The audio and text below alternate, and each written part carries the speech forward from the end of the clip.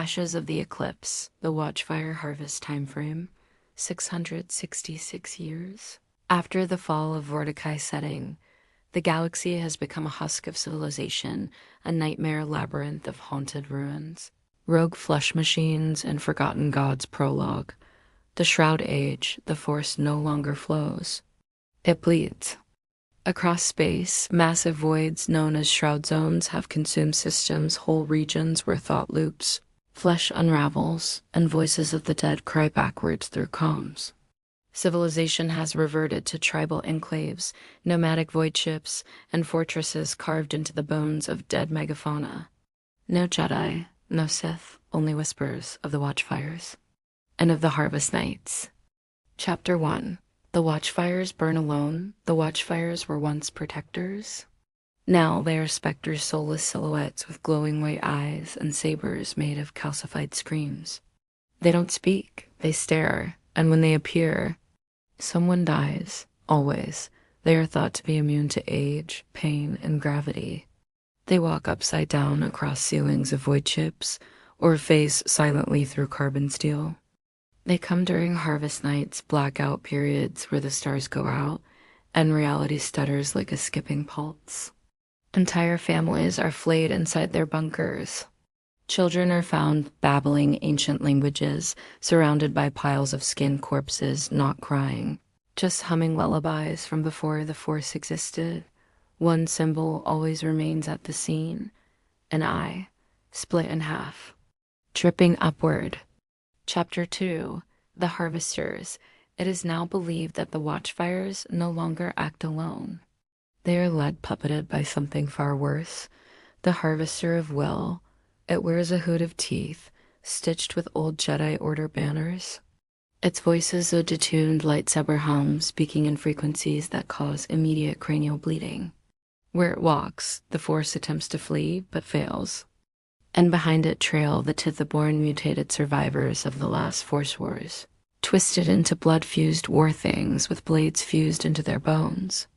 The Harvester seeks one thing, remnants of Corindast's lineage, any soul who still carries the echo of the Prism of Will. It feeds on their memory and grows stronger. Chapter 3. The Reclamation of Das Fall. A derelict moon fortress is found, long forgotten. Its name, Das Fall, once Corrin's final resting place before the second eclipse. Now, a maw of black machinery and meat. Inside, old records of Velsura, trapped in crystallized agony, the husk of the Oblivion Blade, still whispering. A sealed pod, unopened for centuries, with a child inside still alive, eyes closed. And force flowing through her uncontrollably, she awakens. She screams. And the Watchfires all turn to face her across the stars. The girl is named Ashara. She is Corrin's descendant, the final one, and the Harvester wants her heart. Not metaphorically, literally.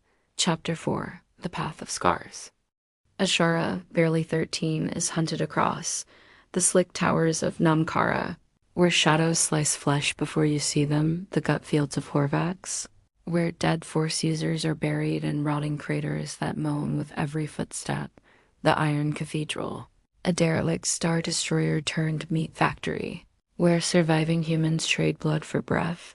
Everywhere she goes, people die violently. One enclave is massacred by Watchfires phasing through solid walls. A rogue priest injects his own eyes with stardust and carves out his brain to see the past.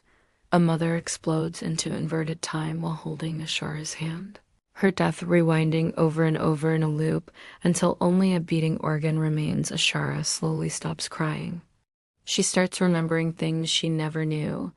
Vel's pain, Corrin's fear. The voice of the primordial first whispering from the stars, and she realizes, I am not the last Dast, I am the final lock. Chapter 5. The Third Eclipse. The stars begin to weep red again.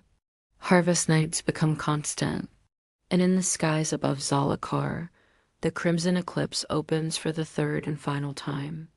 But this time, it is not a god that emerges. It is Ashara, willingly ascending.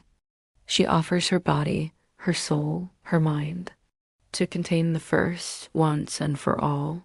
But as she ascends, the harvester appears, and it speaks with Corin's voice. I was never the savior. I was the mistake. Let me go. Ashara looks at the shattered galaxy, then at the harvester, then raises her hand and crushes it into stardust.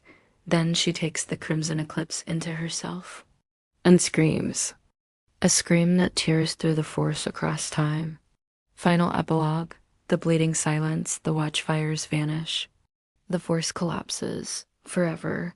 Lightsabers ignite for the last time and then die. The galaxy is free, but it is broken.